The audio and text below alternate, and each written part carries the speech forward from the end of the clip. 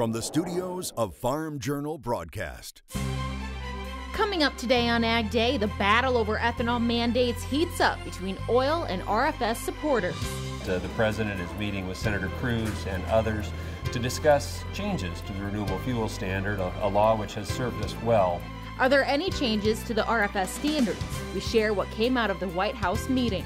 It's not all about ethanol at the 2018 Commodity Classic. We'll talk trade from the floor coming up.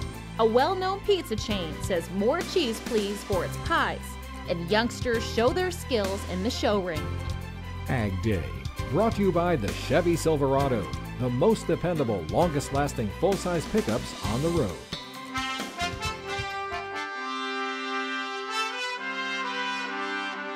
Good morning, I'm Betsy Gibbon. Clinton is on assignment at Commodity Classic. A highly anticipated meeting over the renewable fuel standard seemed to move the fuel gauge very little. The meeting, called by President Trump, included cabinet secretaries and senators from opposing sides of the ethanol debate. In a tweet from Iowa Senator Chuck Grassley, he says, quote, just left the White House meeting on the RFS. Same discussion again, no deal made.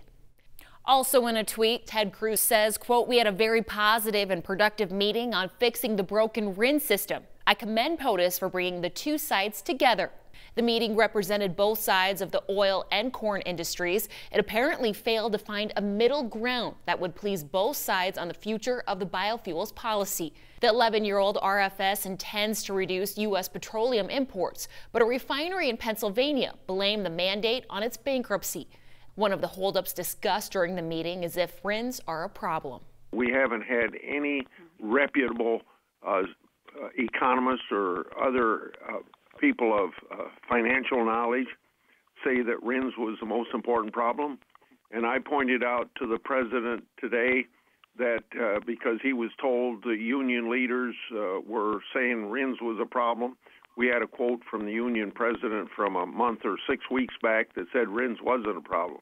When asked if Senator Cruz is likely to let up on his attacks on ethanol, both Senator Grassley and Joni Ernst of Iowa said they do not expect him to back off on any issue. The RFS meeting has been an important topic at the 2018 Commodity Classic, where the grain industry is discussing issues affecting corn, soy, wheat, and sorghum, and that includes the RFS. Tyne Morgan has details from the floor. So RINs right now, you go back and forth, but overall, is the system using RINs, is that working?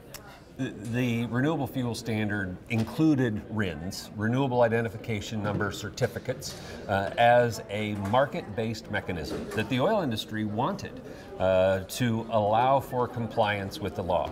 So essentially, a refiner had the choice. They could choose to install equipment and blend ethanol, or if they didn't want to invest in equipment, then they could purchase RINs. And that was purchasing their compliance with the law. To the extent that many oil refiners made the investment and have put in the infrastructure that's necessary to blend ethanol. And today, those companies are generating RINs and therefore having great profit opportunities. Those companies that chose not to are the ones who are complaining about the high cost of RINs today. And those that are complaining, their voice is loud, even drawing in Senator Ted Cruz, who is standing for the oil industry. Is the Corn Growers Association, are you willing to compromise when it comes to this issue? We have put forward solutions to the administration that we think are win-win.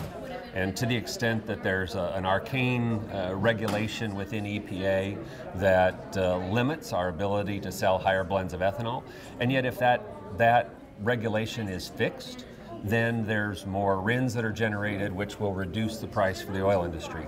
We see that as an ideal solution, and yet the oil industry continues to reject that as an opportunity. Well, the oil industry, I mean, we mentioned their voice is loud right now. What do you want the Trump administration to know about American-made ethanol? What I need the Trump administration to understand is there's a lot of red states in the center of the country that were firmly supportive of the president in 2016. And to the extent that there is a lot of financial pain, and stress within our farm communities today. And to the extent that if the president takes those farmers for granted, if the president doesn't understand what the economic reality is for our farmers, then that support will go away in future years. All right, Chris, thanks for joining us. Good luck this week at Commodity Classic. Thank you very much. Wonderful to have you with us. Enjoy California. Thank you. Thanks so much. All right, that wraps up our coverage from today for Commodity Classic here in Anaheim, California. I'm Tyne Morgan. Meanwhile, Iowa Secretary of Agriculture Bill Northey has been confirmed by the U.S. Senate to become an undersecretary in the U.S. Department of Agriculture. Northey was nominated 6 months ago, but his confirmation was held up by Texas Senator Cruz. Iowa Senator Grassley and Ernst say Northey was not a bargaining chip, despite the timing of the confirmation. But Senator Cruz said in a statement, quote, "It took 4 months for that RFS meeting to finally occur, and as soon as it did, Northey was confirmed minutes later." The timing for Northey's resignation and swearing in has not been finalized. Another important issue at Commodity Classic is trade. This comes as negotiators conduct the 7th round of NAFTA talks in Mexico. But another unsettled trade matter involves China and the risk to the U.S. soy industry. Clinton joins us now from Anaheim. Clinton? Betsy, ethanol isn't the only issue stirring up grain growers this week. Trade also a hot topic between the NAFTA renegotiations, chorus talks, and even the issues happening with China. Trade is causing a lot of nervousness. Soybean growers saying continuing to poke China on tariffs, including the possibility of adding tariffs to steel and aluminum imports, could mean retaliation from America's largest soybean customer. We've heard the Chinese say directly that they would retaliate against American soybean imports to that country. That's a huge deal. You know, they buy more of our beans than the rest of the world combined, to the tune of $14 billion last marketing year. That's a lot of beans, and that's a lot of demand. And so whenever you talk about messing with that sort of demand, it's going to make farmers nervous. While that's going on, there's also a mention from the president that the U.S. may want to rejoin the Trans-Pacific Partnership if there can be a better deal. And while wheat growers are excited about that possibility, growers worry we've lost our standing as a leader. My biggest concern, though, is we have lost some of our leverage and ability to negotiate because we left the agreement, and now there is uncertainty out there in the international arena of if the U.S. comes back and re-engages and doesn't get exactly what they want, are we going to pull back out again? Gould says in order to regain any type of standing, we may have to bring another country with us into the TPP. Of course, which country that may be is anyone's best guess. Plenty of trade to talk about here at the 2018 Commodity Classic in Anaheim. Betsy?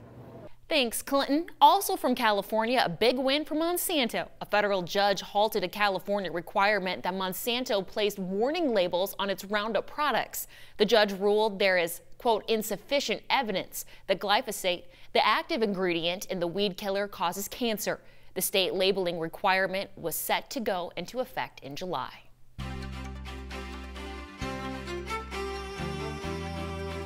Much of the wheat belt is thirsty for precipitation, with historically low ratings showing up in USDA reports.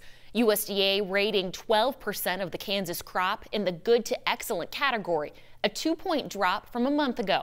That's the weakest number in at least a decade, and a 43% decrease from a year ago. 4% of the Oklahoma wheat crop rated good to excellent, the lowest February reading in recent history, but down from 43% a year earlier. Mike Hoffman joins us again this morning for a look at crop comments. Mike? Good morning, Betsy. We're heading out east to northern New Jersey. First of all, Nelson and Kim Gerlach says this is a good way to start calving season with twins. They've been operating a hay and Hereford operation for almost 30 years now.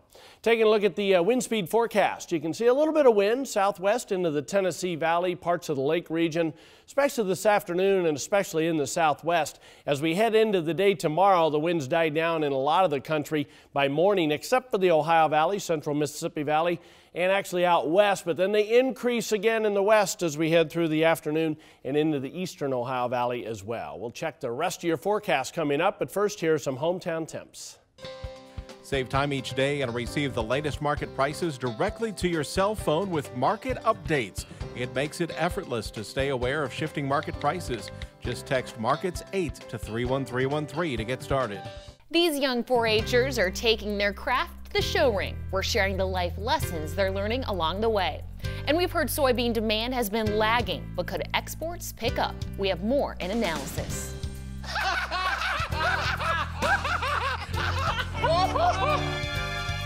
Uh-oh.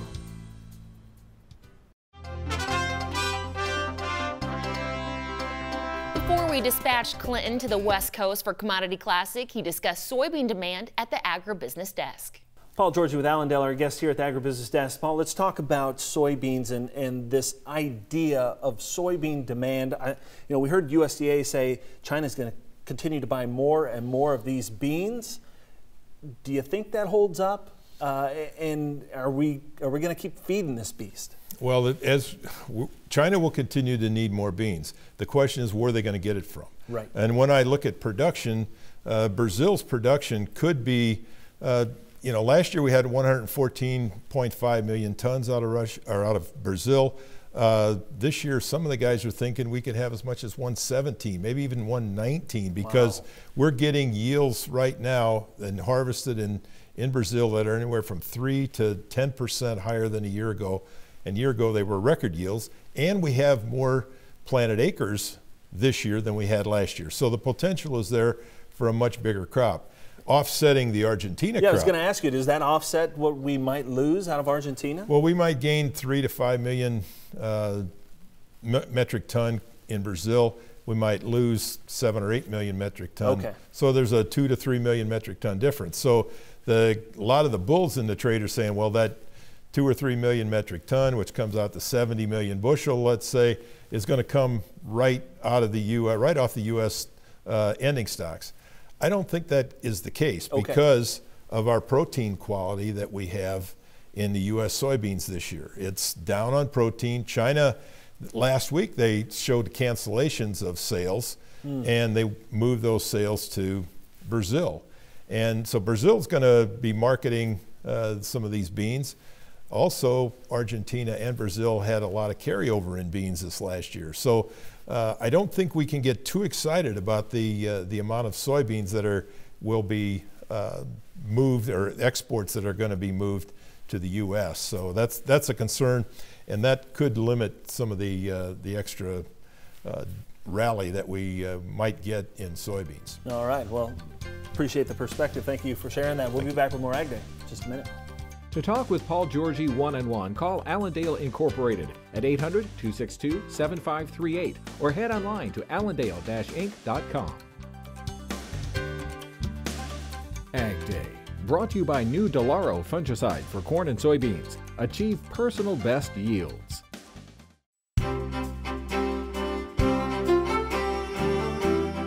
Welcome back to Ag Day with meteorologist Mike Hoffman. Mike, what's going on here with this root zone moisture map? Well, it's changed a lot. Pretty colorful. All that rain in the last week, no doubt about that. Now, of course, parts of the country haven't been getting much rain, and that's why you're still extremely dry from the Big Bend area of Texas on up into the Panhandle, and also the West, Four Corner region, all the way back through California, getting drier and drier. Very few systems have been coming in over the past few months. It's remained very dry in Nebraska and some of the, or very wet, I should say, in Nebraska and some of the surrounding areas. And that dry area across the central Mississippi Valley, almost gone with all of the rain you've seen in the last 10 days. And you can see very wet conditions from the Gulf Coast all the way up into the eastern Ohio Valley, many parts of the Great Lakes. Checking out the weather map this morning, multiple systems on the map here. The first one causing some showers from the lower lakes, but especially into the Ohio Valley, Tennessee Valley regions.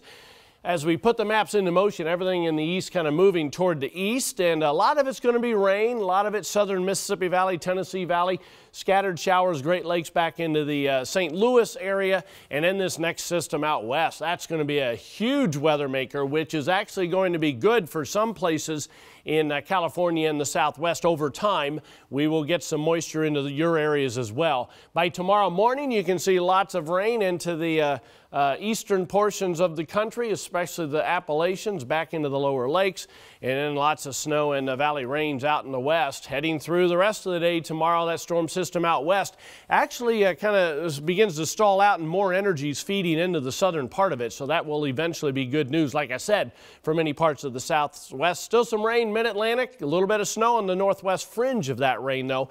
There's a precipitation estimate past 24 hours, adding in the next 36. We're really going to moisten it up again in the southeast where they don't necessarily need it, on up into the Ohio River Valley, and in central northern California up the west coast, going to get the majority of the moisture out there. Snowfall past 24 hours, adding in the next 36. Most of it's going to be in the higher elevations out west, but we'll see just a little bit there, northwest fringes of that rain through the lower lakes. Temperatures this afternoon, 50s all the way up to the lower lakes, 80s by the time you get to the Gulf Coast. Low temperatures tonight going to drop off pretty good into the teens in the northern plains, still 70s by the time you get to Louisiana.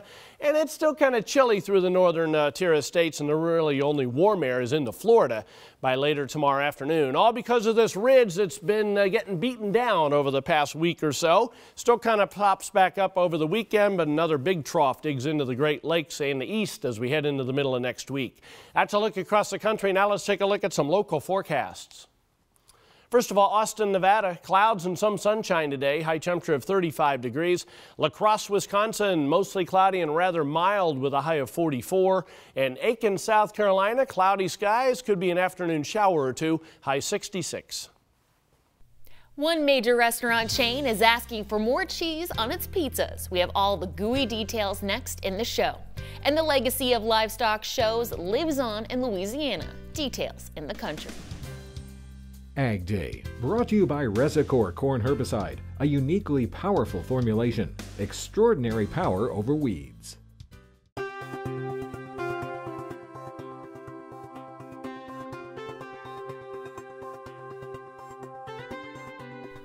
One major pizza chain is saying more cheese, please, by adding more product on its pizzas.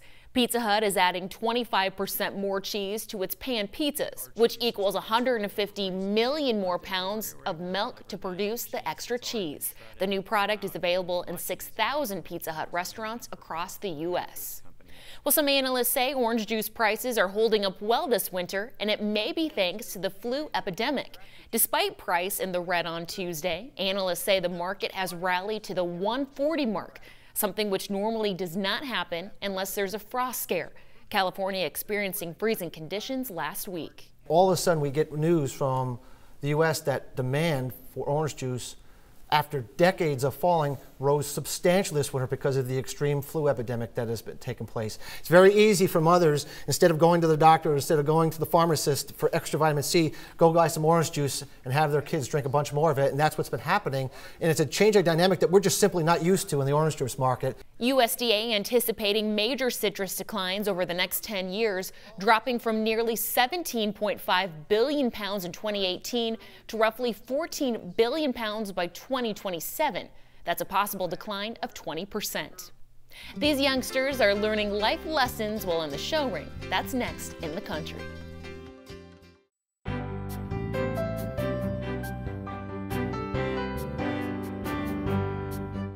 In the country, sponsored by Kubota. Tractors, hay tools, utility vehicles, mowers, and more. Visit KubotaUSA.com today. Livestock shows are a rich tradition with 4-H history, and Louisiana members are making sure the legacy lives on by participating in this year's LSU Ag Center Livestock Show. They're displaying championship quality animals while learning important life lessons in the ring. LSU's Craig Gautreaux has the story. Washing and grooming animals were common sights during the 83rd annual LSU Ag Center Livestock Show. After the animals were prepped, it was their time to shine in the ring, where both the animals and students were judged by watchful officials. And the secret to winning? You got to have confidence. You got to go in thinking you're going to win, knowing you're going to win, and you got to know what you're doing, or at least act like you know what you're doing. Peyton Satig was working with her pig, Rusty. She has been showing pigs for the last 5 years, and her experiences have taught her some important lessons. I've learned responsibilities because every morning you got to go out and feed your hog, wash your hog every day, and walk your hog. I've learned what it does to take care of an animal and all the hard work. And what has she learned about Rusty? She behaves pretty good. She's a loud pig. She eats a lot. Christine Natale has 3 sons showing cattle, including this year's Grand Champion Heifer and Grand Champion Bull. She sees the benefits of getting involved with show animals. I think it makes my job as a parent easier. They learn a lot of lessons from the animals, from being in the show ring. They learn how to win, they learn how to lose, and really the program teaches the kids lessons. With the LSU Ag Center, this is Craig Gotro reporting. Well, that's all the time we have this morning. We're glad you tuned in. For Clinton, Tyne, and Mike, I'm Betsy Gibbon. Have a great day. Ag Day, brought to you by Ram Commercial, America's longest lasting heavy-duty pickups.